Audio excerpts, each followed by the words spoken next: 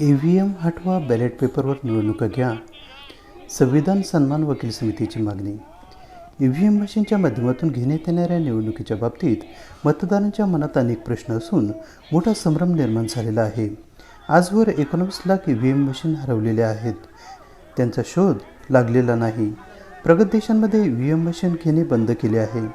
2019 लोकसभा निवडणुकीपासून प्रत्यक्ष मतदानापेक्षा अधिक मतदान मशीनवर नोंदले गेले आहे. लोकशाहीत अशा प्रकारे संभ्रमावस्था निर्माण करणाऱ्या EVM ऐवजी बॅलेट पेपरवर निवडणूक घ्यावी अशी मागणी करीत संविधान सन्मान वकील समितीने जिल्हाधिकारी कार्यालयावर मोर्चा काढला. भारत मुक्ती मोर्चा आणि इंडिया अगेन्स्ट EVM यांच्या संविधान सन्मान वकील समितीच्या वतीने गुरुवार दिनांक 29 रोजी जिल्हाधिकारी कार्यालयावर मोर्चा काढण्यात आला. गोल्फ क्लब मैदान येथून दुपारी मोर्चाला प्रारंभ झाला.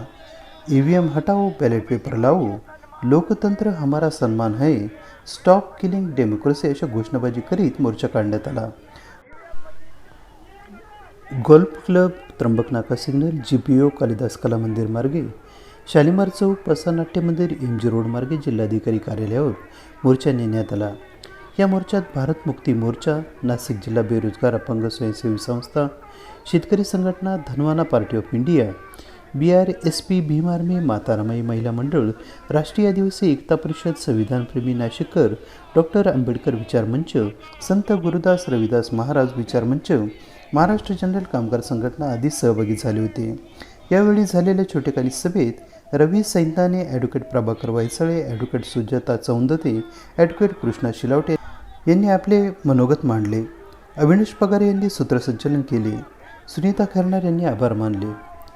मोर्चामध्ये सिटूचे कॉम्रेड सीताराम ठोंबरे, डॉक्टर संजय प्रांती, बहुजन शेतकरी संघटना, RPI सेक्युलरचे विजय बागुल, ॲडव्होकेट नाना पवार, काँग्रेसचे ज्ञानेश्वर काळे, राष्ट्रवादी काँग्रेसचे मुन्ना अन्सारी, संविधानप्रेमी नाशिककरचे अजमल भाई, वंचित बहुजन आघाडीचे जितेंद्र शार्दूल, संत रविदास महाराज विचार मंचचे कृष्णा शिलावट, आम आदमी पार्टीचे अनिल कौशिक, डॉक्टर इंदिरा आठवले, मुकुंद दीक्षित आदी सहभागी झाले होते.